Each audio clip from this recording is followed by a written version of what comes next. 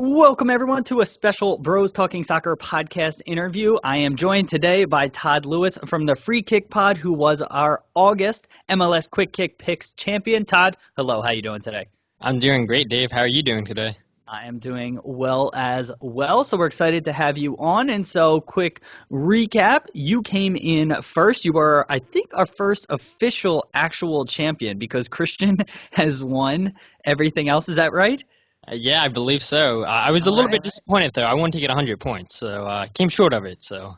Yeah, but still very impressive. You came through with 93. Christian was in second with 83, and then Soccer Noob 74, along with Sal with 74. I had 73. Doopy Brothers had 70. Wesley Harton had 70, and then everyone else wasn't. We had 15 people play, but they just kind of had one-off predictions. So of the people that gave predictions every week, you crushed it, man. 93 points. What's your secret to success? My secret. So at first, when I started doing this, I started using Sofa Soccer, Who Scored, and I was like, you know what? All this stuff's not working for me. So I was like, I'm not like, I can look at however many games I want to. I can look at who's in form, who's been playing well, who plays good against this team. None of that stuff matters to me. I came to realize in MLS. So what I do is I will go on.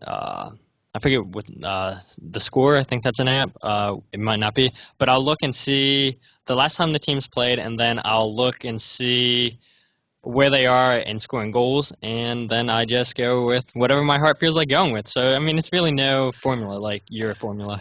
Yeah, well, the thing is, my formula does not work. So Christian has the same strategy as you. Noob's got his own strategy. And I think more and more I'm realizing, specifically with MLS, but just these predictions in general, like you can't predict it. And it's more, you can't predict it with a formula, I should say. And honestly, your strategy of going with your heart is probably more effective. So I'm going to keep going with my numbers and hope it works out at some point, but it hasn't been successful thus far. I love analytics too, but it's showing me this whole season that MLS isn't working with analytics, so that all goes out the window. So. Yeah, it's a model breaker, MLS. You cannot predict what the hell's going to happen. And speaking of that, I don't think either of us predicted that the Union would be fighting near the top of the Eastern Conference this late into the season. I know you're a Union fan. How you feeling about the season? How you feeling about the rest of what do we have? Like 5 games left, I think. Six. Okay. Five. You're right. Yep. 2 at home and then 3 on the road. Yep. You're right. Man, you said it best. Who would have thought the Union would have been near the top of the table this late in the season? And I'll tell you what, watching LAFC lose to Minnesota 2 weeks ago, I think it was, and then they tied Orlando City, which they were losing at one point in that game. You know, I'm pretty confident now that we can at least get a draw when LAFC come in Saturday, because I'll tell you the truth, like looking at that schedule a couple of weeks ago, I'm like, we're going to go in here, we're going to lose, you know, as long as we don't get blown out, I'm fine with that. But honestly, like, seeing what LAFC's done the last 2 games and what we have done has been really, really impressive, and especially the home crowd. So for people that don't know, I go to every single home game, sit in the River End, and the energy level's been top-notch the last couple games and everything. So, I mean, if the fans can keep bringing it, I really do think that the fans, like, motivate the players, like, push them that extra step and everything. And even Jim Curtin said it his last couple press conferences. So hopefully any Philadelphia Union fans that are listening out there, hopefully you guys can keep it up and we can keep pushing the boys to the top. Yeah. I've been very jealous that I can't be at the games. I was in Portland last weekend and I was watching on my phone, and you know, the game against Atlanta, and that was just, it looked like an incredible atmosphere. I mean, what was it like sitting in the River End? Dude, it was crazy. So, I mean, once Casper scored facing the River End, like, we all got excited, and honestly, it didn't look like it was offsides, but then when I got home and watched the replay, I was like, yeah, Marco Fabian was offsides. And Joseph Martinez, I mean, this guy, I think he's better than Carlos Vela in the MLS. Maybe if I see Carlos Vela next week, maybe I'll say otherwise, but watching Joseph Martinez in person, the camera doesn't pick up on all of his runs. He makes such smart runs where his teammates aren't quick enough to get him the ball, or even if that's not the case, he opens up so much space for his teammates while he'll take an defender with him. He'll take 2 defenders, and I thought he could have had a hat trick against us in that game, and luckily he only got 1, but I mean, just the whole energy in that stadium, even with us going down a goal at halftime, I mean, we were still bringing it. As soon as we started the second half, it was just going, and then in the 62nd minute, whatever, when Brendan Erickson scored, I mean, that whole place went wild, and I think we were running out of smoke bombs because we scored 3 goals, so that was pretty awesome too. So I told my sister, because we went to the Pumas game last Saturday, which we won 3-0, which is pretty impressive being in a Mexican team because everybody says Liga MX is so much stronger than MLS. And I know Pumas sent in ninth, but anytime that you can beat a Liga MX team, especially when they start their starting lineup, I think that's pretty impressive. So the last 6 goals have been scored in Section 117, so which is the opposite end of the river end. So hopefully against LAFC, we can get some goals done at our end. But as long as they score, that's really all what matters. Yeah, absolutely. Goals are all that matter. But yeah, hopefully they can get one in front of the river end. So, 5 games left, 3 on the road, 2 at home. They're sitting in second in the East. If Atlanta, I think, wins their game in hand, that'll drop the Union to third. How you feeling about the rest of the season? Where do you think they ultimately finish? Man, I think the minimum should be third, but I honestly do think that we can finish in first place. NYFC, they got so lucky this weekend against New England. I mean, that was such a BS penalty call. The red card was BS and everything, and we were there was a whole bunch of us in the Union fan shop before our game against Pumas started. We were surrounded by a TV watching and everything. As soon as the ref gave the penalty, that whole place got so pissed off, and it's like, are you serious? Like, why are you calling it, especially this late in the game? I do think, New York City, they play New England once again, and this time in New England. I think New England could get all 3 points. I think, their game coming into our stadium is going to be really intense, especially if we can keep that energy up that we've had the last couple of games.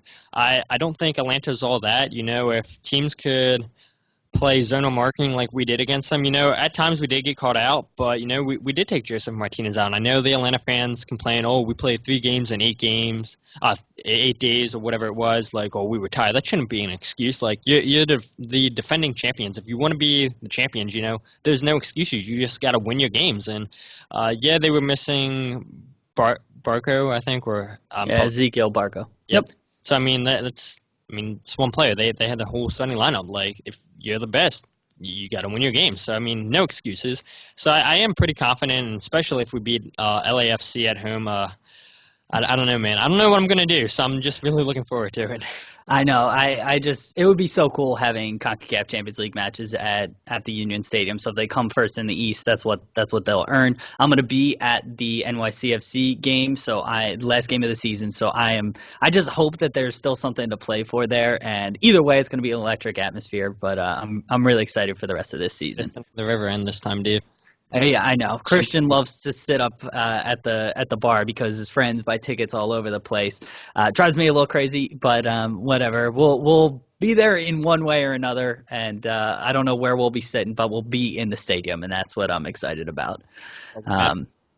What's that? I said that's all what matters. Exactly, yeah. So, but I'm excited about the Union's prospects the rest of this season. Now, switching gears a little bit, probably a little bit of a downturn over to the Premier League team you support. How are you feeling about Manchester United's season so far? It's not the best start. I think Ole has 3 wins in his last 16 games, which is terrible. And you see Javi Gracia just got fired from Watford over the weekend for having a little bit similar run of games. And that makes you wonder, if Watford are sacking the manager, would United sack Ole? I went on my podcast a couple weeks ago and said that United need to stick with Ole regardless of the results.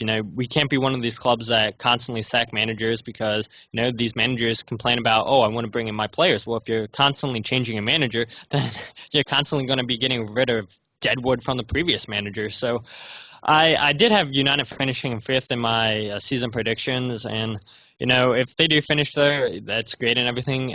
So far, it looks like top 4 is definitely out of the question. But, 4 games in, I still can't judge them that much. It is disappointing, 3 wins in the last 16 games and everything, but I'm just hoping, we could turn it around. And I know we play Liverpool here coming up, so things could go from worse to even worse. So I don't know. It is a touchy subject, you're right. So I wish we were talking more about the Union and instead of Manchester United. But, 4 games in, and we'll see what happens. Yeah, it is early, and things can change around very quickly. And I'm someone who thinks that continuity in sports is completely underrated. And the longer you can have a manager or players in place, the better off they perform. And the Union is one of the best examples of that, where they're finally sort of turning a corner now. And yeah, they've signed a couple of good players, but they've had a manager for so long. They've had a lot of players who have been there for a while. And you see that players are, I mean, yes, there are otherworldly talented players in some instances, but more or less, players need to be put in the right situations under the manager and know what to expect from the manager, and then they can be put into successful positions. And so ultimately, I think that that's something that's completely underrated, and I wouldn't be shocked if Ole starts to turn the corner with some of these things. So that's your little positive spin from a United perspective. And I swear, I feel like every year United plays Liverpool super tough, and the games are incredibly ugly, and I feel like it's a draw every time. But so When you got that to look here forward you to. got Mourinho sacked, so at Well, Anfield. yeah. Forgot about that one, but I was remembering more the other times where it was 0-0 or 1-1 or just frustrating draws. So, who knows what's going to happen on that front. You got a lot of soccer still to be played this season, so we'll see. I do think United finishes outside the top four, but still a lot of time left. So, anything else on the United front that you want to talk about? Nope. All right. Let's move on. All right. And so you also touched on your podcast. We've had you and your co-host Tyler on, but in case somebody's just listening for the first time, can you tell us a little bit about the Free Kick Pod? Yeah, so we talk Premier League soccer, Champions League soccer. Our latest episode, we just talked about the United States future since they just lost to Mexico. I mean, not the biggest United States fan. Sorry for all you guys listening. I'm an England fan by heart, but I still want to see the United States do well in America because, soccer is the best sport in the world. So, you got to do well if you want to progress. And so I do want to see the United States do well because I want to see soccer progress in this country, and I want to see it overtake the NFL, which, I mean, that's probably a ways off, but I think it's doable. So we'll see what happens with that. And that's pretty much it. Yeah, Premier League, Champions League, any of the latest topics in the world we'll talk about. And we record on Sundays, release Monday, and we release on Fridays. So that's kind of our schedule. We record 2 times a week, and sometimes if we have an interview, we'll do 3 times a week, but more than not, it's 2 times a week.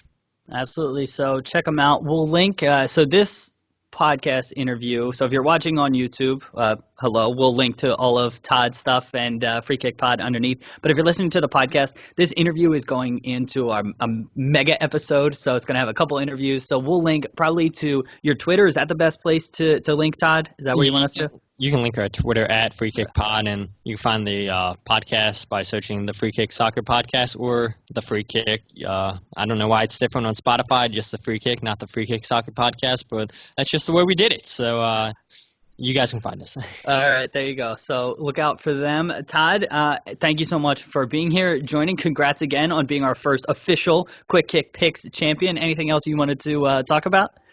Nah, I just let's go Union, and I don't know what you guys are going to talk about the rest of this episode, so I look forward to seeing whatever you guys are talking about, and hopefully we can see some bickering between Christian and Matt, so that's what I'm hoping for. Oh yeah, so we got some interesting stuff. Matt had a couple of drinks during the U.S. men's national team game and was firing off some incredible tweets. So we will be messages to us, and so we will be discussing all of that. And so you got that to look forward to. And listeners, we will probably be talking about that in our next segment. So there you go. There's a little foreshadowing. Thank you very much for that transition, Todd. And have a great day. Everybody go check out the Free Kick Podcast and make sure to follow Todd on Twitter, again, at the Free Kick Pod. Is that what it is, Todd? Yep, at Free Kick Pod. All right, cool. Well, thanks again so much, and have a great day, man. Thanks, you too. It's always a blast coming on. Yeah. All right, listeners, viewers, thank you for tuning in. Again, everything is linked below, so make sure to check that out, and we'll talk to you soon. See ya.